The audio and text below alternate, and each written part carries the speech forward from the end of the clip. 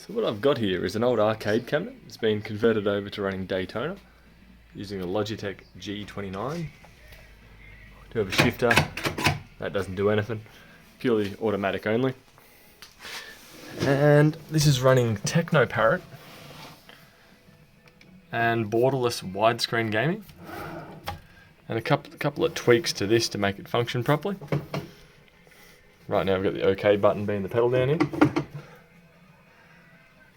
and pretty much change camera. This is the start button, upshift, downshift, and I've got a force feedback plug-in which makes the steering wheel very stiff. So it definitely feels like you are actually fighting the steering wheel.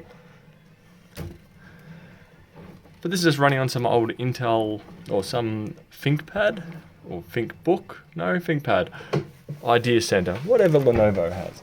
So if we leave that for now, go around the back. And let's unlock this. Pull it open.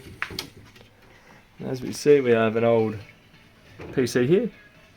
Have speakers hooked up here, or at least down there, power board over here, and we do have, you can see it here, a back of the screen. So that one's just a 24-inch IPS panel.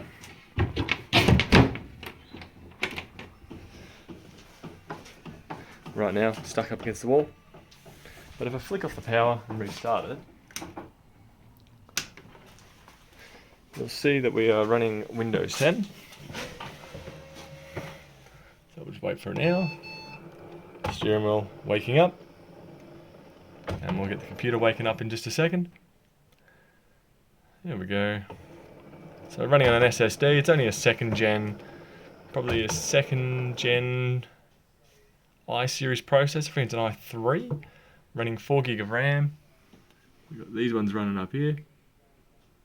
Borderless gaming, Sega Racing Classic, and that's using the, well, it's got Daytona as a wallpaper. And it's just using teknoparrot to run the game. So right now, away it goes. Sega Racing Classic, going full screen. And from there, we'll have Daytona. So, a little bit of an arcade conversion. Granted, it's not being used to make money or anything, it's just purely as a put in the corner, play Daytona kind of thing. It has taken much longer than I originally anticipated doing various things. I'm not exactly good at carpentry. But as you can see, something to put in the back shed, it's not bad.